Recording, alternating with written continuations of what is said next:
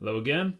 We're looking at Edge Magazine issue 5, February 1994, and we have more games to look at when it comes to reviews. Yeah, still more commercials for manga. Here we have Sam & Max, and as Edge describes, an instant classic. Still one of the best click and carry games of all time. Up there with Adventure Island and Grim Fandango. They give it a 9. So we also have Cannon Fodder, another classic if you ask me, made by Sensitive Software, who also made Sensible Software, who also made Sensible Soccer. So they were really big at the time, and they made it for the Amiga, of course. And they also gave it a 9.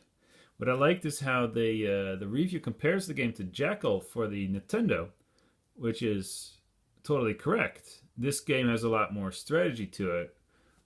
But the funny thing is, apparently the makers of this game weren't familiar with Jackal for the Nintendo by Konami.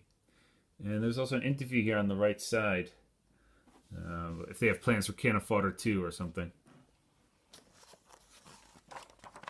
We have a commercial for Plock for the Super Nintendo, a very pretty looking game. Other than that, a generic platformer game, but one of the better ones. Rebel Assault for the PC CD-ROM, which used a lot of the CD-ROM capabilities. But in this game, you can only shoot things. All the backgrounds, they used the CD images, and they played them all. It wasn't a good game. I only got a 5 because all you did was shoot at things. Which, yes, this is a big part about Star Wars, but not at all. Here we have Trevor McFur in Crescent Galaxy, which only gets a 4, and it's for the Jaguar. And I have no idea what this game is about. Do you? And the review says it's a slow game and not worked out well. I still have no idea what you actually do in this game. So maybe I should look that up later, what the game was really about. Microcosm, as described in an earlier Edge magazine, getting a commercial. Mad Dog McCree gets only a 3, and it's for the 3DO. And yeah, it was a subpar game, even in the arcades. This was 3 years later. And who gives a damn about a short game with, visuals? I mean, in the arcade, it caught your attention because of the video, but it was an interesting game to play. So, Stellar 7. A game for the 3DO, which looks quite pretty. Looks like you can drive around in 3 dimensions, but there wasn't much to do, and that's why Edge only gave it a 5 out of 10.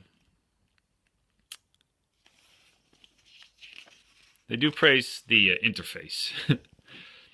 Now, Captive 2 is another game time has forgotten, and I don't think that's fair. I looked into other reviews online, and there weren't many, but those who did look at it agreed it's one of the best role-playing games for the Amiga. This is a CD32 version, and it's a science fiction role-playing game in the future with robots, and it has all the whistles and bells you would expect from a quality RPG.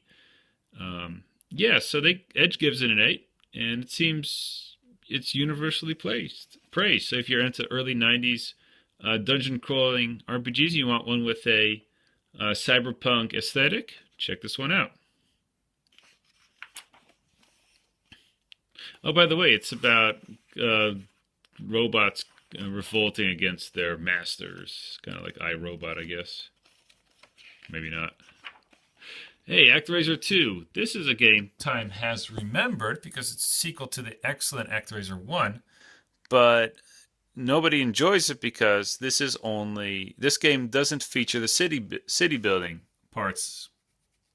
It's only a jump and slash game, kind of like Castlevania. Now the game looks fantastic, but to be honest, the action platforming part of ActRaiser 1 wasn't that good, and this ActRaiser 2 doesn't improve on it that much. You have this kind of like a dive attack of sorts, which is hard to control, and that's it. So people really miss the city building part in ActRaiser 2, and that's why this game only gets a 5. Subwar 2050 is a submarine game made by Microprose. It gets a 7, which makes it good, but hey, this was released at the same time as Frontier Elite 2, which, you could ride a spaceship. So a lot more possibilities in that game. And submarines are slow. So I haven't bothered looking into this game, but it doesn't seem interesting, simply because of its genre. Still got a 7, so if submarines are your thing, check it out. Some other magazines published by Future. And here we have an interview with David Braben. Now, this is one of the most important people in the 80s when it comes to video games. But you probably don't know him. But his claim to fame is making the game Elite for the BBC Micro. And that was all the rage back then, trust me. So, David Braben is still at it, still making Elite-like games.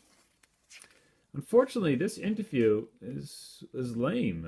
I didn't think the questions were good. You could ask so many things about the culture and the times, and this is mostly about how it was to program Elite 2 on the current computers, which is somewhat interesting, but a lot of technical talk, and very little into his psyche.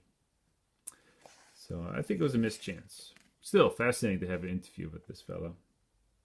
So here we have advertisements for working in the industry. Again, Rare, Microprose, Sega, and Argonaut. A lot of the British companies here asked for people to work for them in the 90s in Edge magazine, and every issue there are more pages dedicated to it. Issue number 6, we'll look at that next time. Now, the letters. And at first when I started this series, I found it fascinating to read letters sent to Edge, but now it's become kind of the same over and over again. People continuously asking, what's up with the CD32, the CDI? What will CD-ROMs do? When are the good games coming for these new technologies? It seems like people are frustrated. This was an interesting letter commenting on the article in the previous Edge, which I also complained about. And this article said that all the genres were done in video games and that there was no innovation, which just wasn't true in 1993. But I guess it's all relative.